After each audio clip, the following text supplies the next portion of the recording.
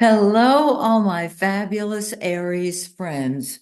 I'm so excited to share some news with you. I'll keep it short and sweet. I know how you don't want me going on and on. I understand. Those of you who have gotten a copy of my latest book, Secrets from the Womb, know that it is the most powerful book. It Astrology teaches you and tells you what the problem is. This helps you get rid of it. It is powerful.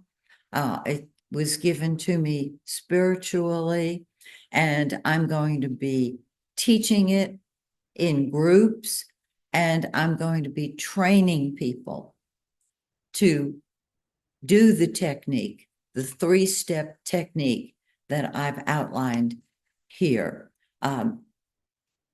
In addition, I'm going to be offering a new astrology class, a series of classes, 9 months worth of classes for those of you who would like to become astrologers. I'll be teaching you everything I know that I'm possibly think of. So that's the announcement. Now let's talk about you. This is your fabulous forecast for October 2024. I had to look and see the year. You know, when you're an astrologer, all those numbers uh, work together. They you lose time, or at least I lose time, because I'm always either going forward looking at somebody's forecast or backward to see what all happened. So look at this. First of all, Jupiter's going to go retrograde on the 9th. And Jupiter is the greater benefic. It rules money. It rules truth. It rules higher education. It rules spreading your wings and soaring. And it's retrograde. Now, it's retrograde for several months. So just chill. I'll keep you posted. It's in your third house of communication. So if it's a little hard for you to make up your mind about what you want for a little bit now, just know you ain't crazy. Okay. Now, this is a perfect time to tie up the loose ends of any communication, whether with a relative, a friend, or in writing. If are you writing a book? This is the time to tie up those loose ends and publish it when Jupiter goes direct. And that's going to be in a few months. So you've got a little time there. Now, that's in the third house. Mars, the red planet, is in your fourth house. Mars is what we fight with and fight for. It is the ruler of Aries. You rock. In the fourth house, your home and family come first because Mars is what comes first to you and what you will fight with and fight for. I know I'm repeating myself. So you're gonna want to stay home. It's more than usual. Are you in real estate? This is terrific for you. You're really putting your real estate business first. Now, the Mars is a slower mover, okay? But it is powerful, as you know. The mantra for Aries is we ain't left yet.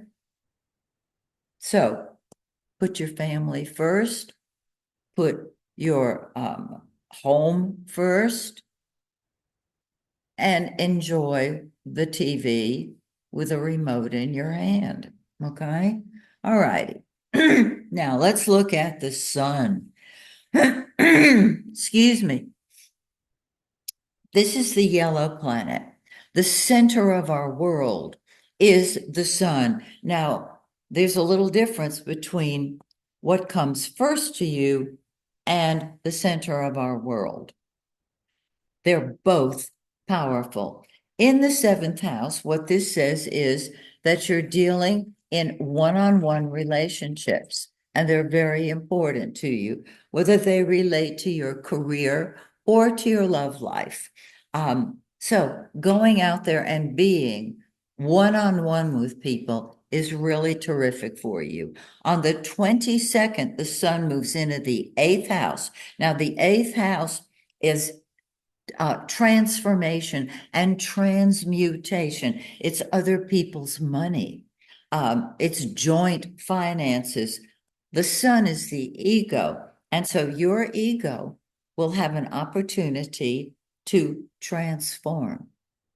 You are very actively pursuing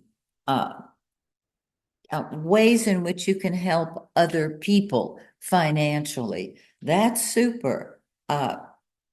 You can handle your own finances at this time also because it's joint finances.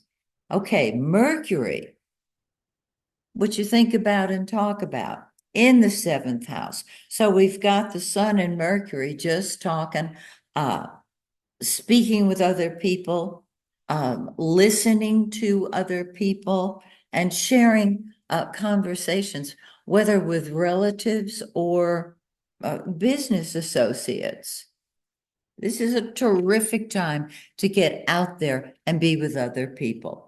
Now, on the 13th, Mercury moves into that eighth house, and you're questioning your ideas. You're questioning what you're saying. That's okay. You are transforming. Eighth house. Look here. We've got the sun, so your ego is transforming. We've got Mercury, so your mind is transforming. You got new ideas. And then there's Venus, love, and money.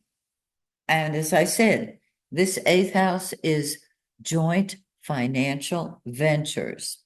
On the 17th, Venus comes out of that eighth house and says, I want to spread my wings and soar. Venus is what we love. Remember, Jupiter is the greater benefic. Venus is the lesser benefic. There's nothing lesser about Venus. It's beauty.